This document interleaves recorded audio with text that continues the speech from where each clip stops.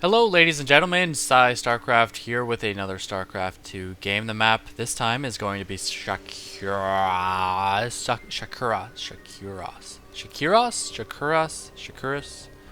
Plateau. That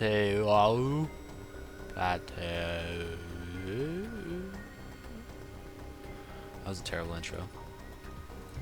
And we have two players here in a 1 versus 1 match. aTnDarkforce in the top right. He is the tealish, cyanish, something-ish Zerg. That's actually a really cool color. I envy his color right now. Wow, so pretty.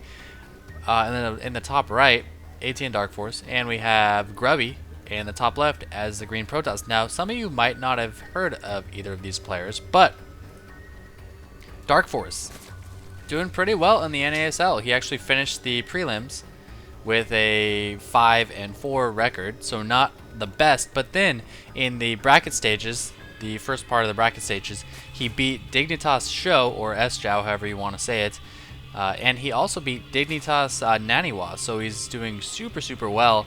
And he actually is a super nice guy. If you listen to the interviews after the games that he played, he's very down to earth, very real about what happened in the games, what he could have done better, whether or not his opponents were good, and it made me like him a lot. So I wanted to cast this game, and his opponent is going to be Grubby. He's the toss in the top left, green.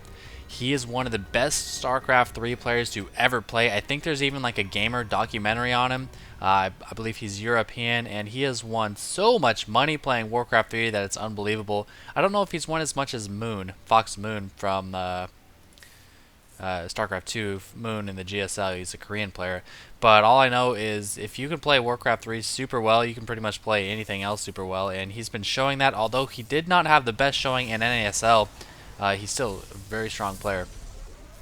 And this is kind of a change of things, change of pace. Darkforce is actually trapping or blocking the Nexus from the Protoss player. Now, it wasn't very successful. You saw the drone go down, and his Nexus is still going to go up around 435 minerals. So that was kind of a waste of a drone, and he can't be too happy about that. But it was kind of fun to see that for a change, kind of a role reversal.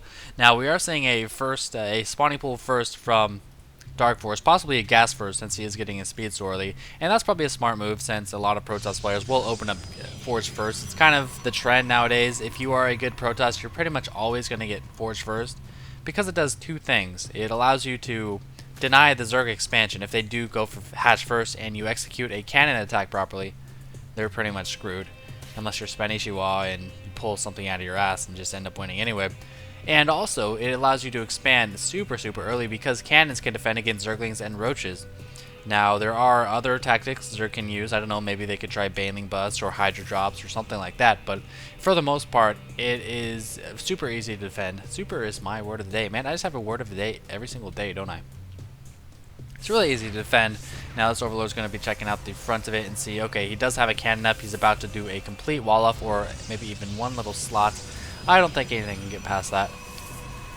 And so we'll see if Darkforce does take a very fast third, or if he gets super aggressive. If he gets aggressive this game. It's really the only two options Zerg have. If you stay on two bases too long to a Protoss's two base, you will eventually fall behind. It's really unavoidable just because two Nexuses, or two Nexi, whatever, chrono boosting probes can produce drones a little bit faster than hatcheries, and the reason I say that is because hatcheries eventually have to, use their larvae on overlords or zerglings or something like that. So, in general, toss, as long as they are chrono boosting their nexus, will pull ahead in that harvester count. It's now 27 to 24. So, yeah, Darkforce did not go hatch first, but might still be behind. I don't know. It's actually only down by 2 now, but anyway, we'll see how the whole harvester count game goes. Warp Gate Spring research, and here we go. Yep, Darkforce will be going for a macro game now. Okay, now keep in mind of this timing, 6:10. So he didn't fast hatch, he did a slow hatch after pool and gas, and he's taking his third hatchery at 6 minutes and 10 seconds. Now, Darkforce is a strong player, so I think it's safe to say I can copy this build. If you've ever wondered how to respond to a Nexus first or a Forge Cannon Nexus, something like that, and you just are like, well, I don't know when to take third, I'm just going to make some fucking units and attack him. don't do that. Take a third hatchery around 6 minutes and 10 seconds. Keep in mind, he has not been mining any additional gas. He's just now mining gas after getting that Zergling speed. And that's what's allowing him to get such a macro, stay even on the macro. It's not 37 to 37 and take this third base, is because he waited so long to put his guys back on gas. And he still has the map control from the Zerglings because they have speed. So there you have it. Now you know how to respond to a fast expansion from a Protoss player, a Nexus before Gateway, I guess is what you could call it. And he is rallying all of his drones to the third base. Now some players, what they'll do is they'll transfer a couple drones, transfer a couple more drones, and send them over here, and then just keep the rally point for each hatchery at each respective base. And that's one way to do it. That's kind of how I used to do it, but I actually like this a lot better. It's a lot less APM intensive.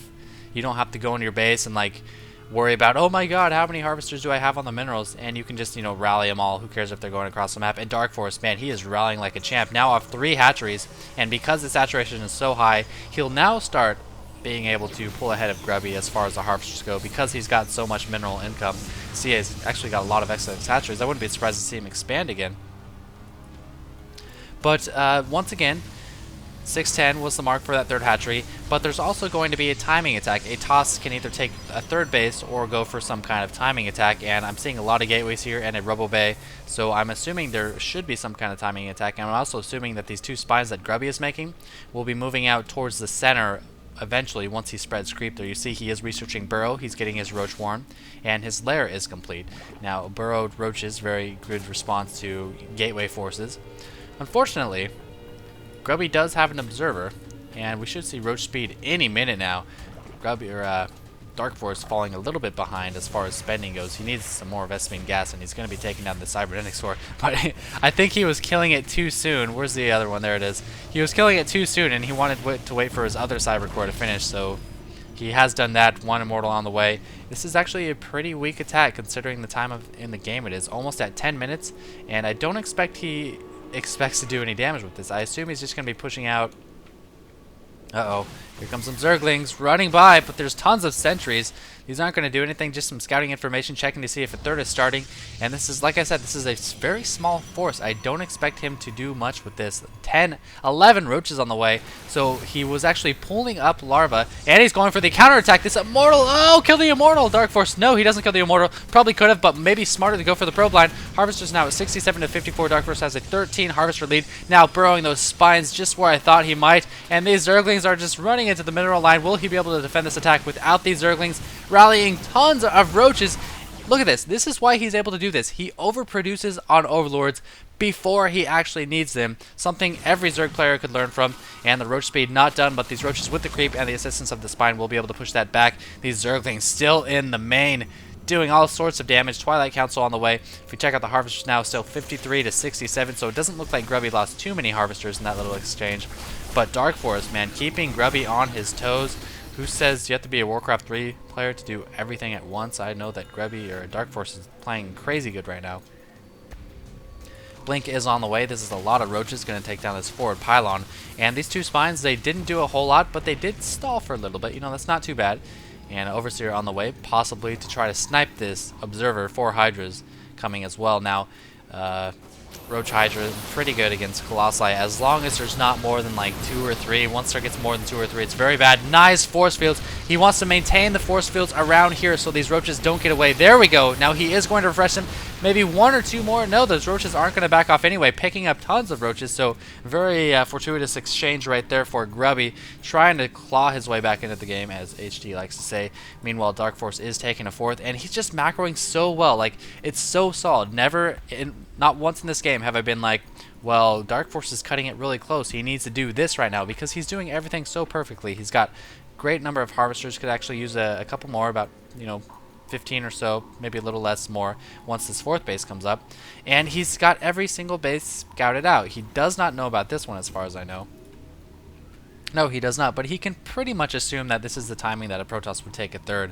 So he doesn't really have to worry too much just because he is on his 4th and the Protoss is just now taking his 3rd. It looks like he might try to move out, however, there is no creep. No, Hydra, you poor bastard. Why is there always one? Why is there always one? Hydra Spine's not up. Slight mistake. He has roach speed. I wonder if he's getting tunneling claws. No tunneling claws, so just roaches and hydras right now. He's got his spire on the way. And looks like Grubby will be going for more Colossus heavy play. He's getting that second robotics facility and a robotics bay. He's on third base, so he can fund that. He should probably get these geysers down as soon as possible. And Darkforce needs to just keep spreading creep. Keep macroing up. I was just going to say he needs to focus on getting hive tech pretty soon, because eventually you're going to reach that number of Colossi that's just way too dangerous to deal with ground forces, and you're going to need those Broodlords, maybe Ultras, LOL. Oh, we've got an attack up here! Tons of Blink Stalkers in the southeastern base, and they're not going to be able to help defend. Nice force fields, 2 of them just walling that off, and a huge, huge Hydra Roach army is much, much bigger than this one. He's going to need some slick force fields here. Maybe a couple Colossi popping out just in time. I only see one. Hydra's taking the front, though. Oh, the Hydras are stuck on the front. That's so bad. You want the Roaches to take up all the damage. They have almost twice as much HP and one more armor than the Hydras. Only 1-0 attack on the Zerg forces and 1-0 on Grubby's forces, and it's looking like, oh, each army is taking so much damage. But check out the production tab. 18 Hydras and 9 Roaches. It doesn't matter if Grubby cleans this up. He's going to be so far behind, 104 food to 188 food. Meanwhile, these Blink Stalkers have destroyed this hatchery. They're moving on to the next hatchery. These Hydras are being rallied, and they will, with the assistance of the drones, probably be able to take that out. And this front has been destroyed, but the damage has been done, man. 165 to 88. I would say GG. However, Grubby did manage to kill this hatchery, and that's a pretty big pickup, while Grubby did not lose a base of his own. And once the Colossi come out, oh, we've still got some roaches in here, too. 34 harvesters. Ouch. 34 harvesters to Grubby. Once the Colossi come out, you know, he will be able to defend this much, much easier. Oh my gosh, he just lost so many units in there. I need to pull that back a little bit and see exactly what happened. So they were fighting on the main front, and it looks like he actually ran. Oh, he just ran into the probe line and killed everything. And he ran into the other probe line and killed everything. Oh my gosh, the power of a few units when your opponent is sidetracked. Very nice, you know, multiple army controlling by Darkforce. That was really amazing, actually. And it's now 33 to 64. Grubby cannot be feeling good right now. His forge even died. He can't build any cannons. Grubby Darkforce reinforcing, going to take out this third base. This fourth base is now starting up again, and Grubby just doesn't have anything. He's got one Colossus. That's going to be super helpful, but I mean, it was, what, like 14 minutes when they first attacked, and he had 0 Colossi. That's definitely a no-no when your opponent is maxed out on Roach Hydra. Not only that, those Blink Stalkers were in the southeastern position. And while Grubby will be cleaning this up with the help of this 8-kill Mentor Colossus, who just came out, he's in a very, very bad position. Lots of Roaches on the way. Roaches with speed. Now, one thing high-level players don't do, and I've always wondered why, is they don't seem to go super fast upgrades. Super. I am just in a super mood, I guess. And it's always concerned me. I always wonder why they never choose to really focus on upgrades. Now he is. Attack and carapace. I guess because you don't have enough units for the upgrade to pay for it itself. I mean, I don't know. I don't know the math behind it. I could kind of estimate, but it seems like if you've got like 16 roaches, it'd be better than having, you know, 19 roaches if those 16 roaches had an attack upgrade. Maybe. I don't know. Anyway, some corruptors out. I imagine they'll be turned into Broodlords in a short time here. This gas going up immediately. Does he have every single geyser saturated? I always like to check for that, just to make you guys feel good for not forgetting. It's like, oh, well, a pro forgets, so don't worry about it. And I love this. He's got spines at this entrance. He's got spines at that entrance. He's just being super careful. Super careful. And I think he might even just put a spore there. Yeah, he's got a spine and a spore. Spine and a spore. He does not want to get DT'd, so this is really smart play. It's such a small investment to ensure the safety of your base. One spine, one spore. Will the DT run past the spine? Possibly, but the good news is, oh, almost kills the observer. Good news is, you'll be able to see the DT and react in time before he can kill more than just a couple drones. 4 more Broodlords, so he's going to have 6 Broodlords, and, you know, if Protoss scouted this, which I'm not sure if he did, I'm pretty sure he scouted the Broodlords, he'd probably be getting some, what's it called? Void Rays, because as I've said before, Blink Stalkers, when they are supported with a hefty number of roaches or other ground forces, are not the counter to Broodlords. It's definitely... Oh, but there's only 2 Broodlords here. Where are the other 4? No, what are you doing, Darkforce? Oh my goodness, there they come. Not a lot of roaches, so these Blink Stalkers could potentially do a lot against these Broodlords, but Grubby with more on, or Darkforce with more on the way, confusing these names. Now he is forced to run. He could engage these roaches, but if he engages for too long, the Broodlords will come. Here come the Broodlords, and that's a lot of Stalkers and not that many roaches. These Broodlords could die. I'm so elegant. Oh, he might blink up into the high ground. Oh, and he does. 1 Broodlord going down, 2 Broodlords going down, 3, 4 Broodlords, 5. Oh my god, every single Broodlord is dying. Focusing down that last Broodlord. He did not have enough roach support, and he had them in a terrible location. Down here would have been much better. These roaches could barely even fire at these Stalkers, and that was just sweet, awesome play by Grubby. Oh my gosh. I always hate seeing Broodlords misused like that. It just pisses me off. Really bad location to fight from up here because the roaches, they weren't able to support. They want to be right here under the Broodlords, but no, the Stalkers were under the Broodlords, and he couldn't support them properly. And now the Protoss, could he possibly be staging a comeback? Food count still pretty lopsided, 107 to 155, but he's making the most of his units. 9 kills on that Colossus, 16 on the other one. A couple more Broodlords on the way. Lots of roaches. They are now 2-1 compared to Grubby's still 0-0-1 now. Another thing, Protoss neglecting his upgrades, and possibly due to not having a forge. I say that's a pretty good excuse for not having upgrades. It's because you don't have a forge. Templar Archives is on the way. Yeah, remember that forge that was right here was destroyed. And he tried to rebuild one here, but that was destroyed as well. I don't know if that was intentional focus firing by Darkforce, but it's actually paying off. He's going to be ahead in the upgrade game for a long time. So now we've got a T3 situation. We've got the Protoss going for Storm to react to the Roaches and Broodlords, as opposed to any kind of other play, you know, Void Rays, Mass Stalkers, stuff like that. He's going to still be getting a lot of Stalkers, but, you know what I mean, T3-wise. And the Zerg, meanwhile, on 4 bases, not taking a 5th, not feeling too comfortable with his 5th base, and this is 3 base to 4 base.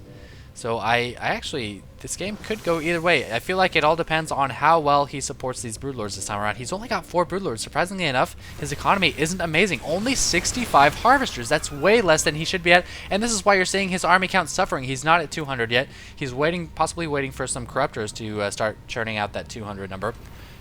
So they can turn them into Broodlords, but his economy is so slow. He's got barely any drones here. Okay, he's got enough drones there. Barely any drones here, and decent number of drones there. But the problem is he's so focused on gas that his saturation, for minerals isn't that high.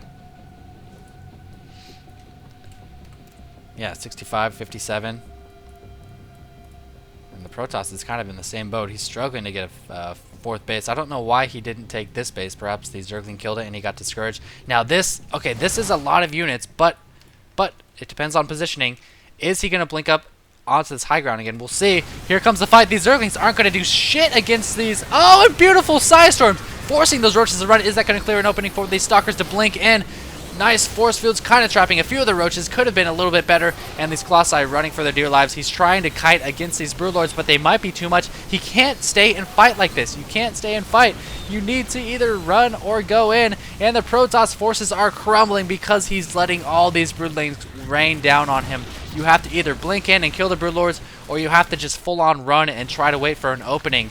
These Broodlords now doing the damage that they're supposed to do. They have adequate roach support this time around. 30 Zerglings on the way, and that's what you want to make when you destroy 2 Colossi, the only 2 Colossi in someone's army.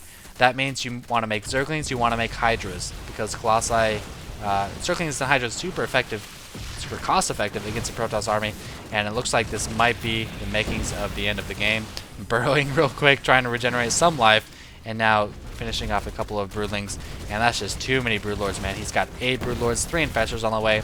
These Archons aren't going to do squat, and this game looks like it's going to be Dark Forces. He's even got 3 Roaches split off attacking that Nexus. This Nexus is about to go down to those Broodlings, and this is going to be it. No Colossi to clean up the Lings or the Roaches. And this last engagement, while it was extremely lopsided as far as army compositions go, I feel like Grubby could have handled it much better. He was busy killing Broodlings half the time and that allowed the roaches to move in, kill the Colossi, and support the Broodlords in time for them to do enough damage. So, hope you guys enjoyed that. A pretty fun game on Shakuro's Plateau with two extremely famous players. And, as always, GG! super.